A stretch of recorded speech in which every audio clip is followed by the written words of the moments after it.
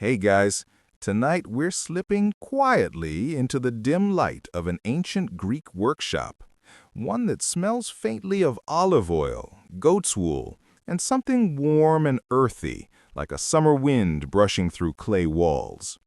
You hear the faint sh of a loom in motion, a rhythm that almost lulls you to sleep. But you probably won't survive this particular bedtime story, at least not as a human.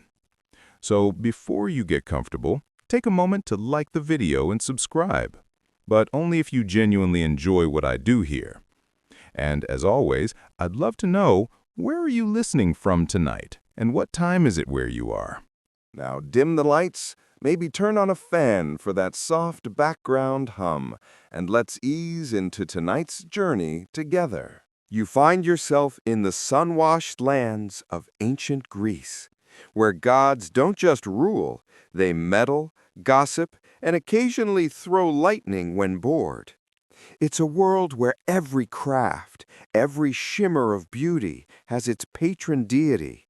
For the art of weaving, the gentle act of turning fibers into stories, that honor belongs to Athena, goddess of wisdom, war, and the sharp, clever fingers of creation. Weaving wasn't simply a hobby in those days, it was identity. Every good household had a loom, and every respectable woman knew her way around one. The Greeks believed the cosmos itself was a woven pattern, threads of fate spun by divine hands. The Moirai, or fates, measured each life like a spool of yarn. One spun, one measured, one cut. In this world of threads and destinies, your own life was a fragile filament hanging between what was woven and what might be undone. Some say Athena herself taught mortals the art of weaving to keep their minds sharp. A good pattern, she insisted, required patience, geometry, and rhythm, the same qualities that built cities and won wars. That's the historical fact nestled under all this myth. In classical Athens, weaving symbolized balance between intellect and labor, the ideal union of mind and hand. Even the Parthenon friezes show women bearing rolls of fabric, offerings to the goddess who embodied reason and refinement.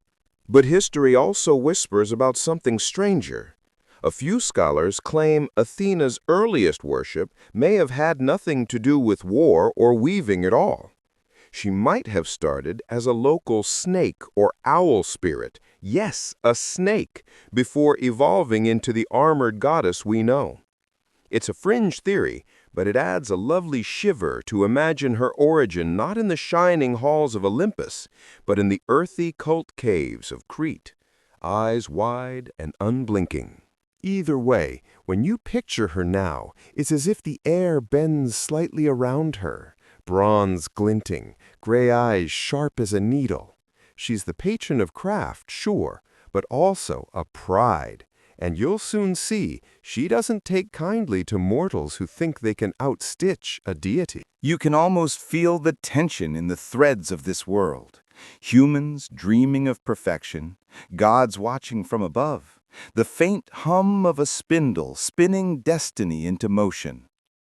Somewhere down in Lydia, a place now lost to the map but alive in memory, a young woman named Arachne hums to herself as she works, her fingers moving faster than thought, weaving images that seem to breathe. The fabric beneath her hands glows like captured sunlight. People gathered just to watch her, whispering her name as though it's a charm. Arachne, they say, the girl whose thread could shame Athena herself. You can hear them murmuring as you pass, a little gossip here, a little awe there. And perhaps you lean closer, because who wouldn't want to glimpse the mortal who might outshine a goddess? Historians still argue whether Arachne was a real woman or simply a poetic warning wrapped in myth. But does it really matter? Every time you've stared too long at a spider's web glinting with dew, every time you've wondered how something so fragile could hold such beauty, That's her story breathing again. And tonight, you're not just hearing it. You're standing inside it. The loom creaks. The golden thread trembles. Somewhere far above, Athena's watch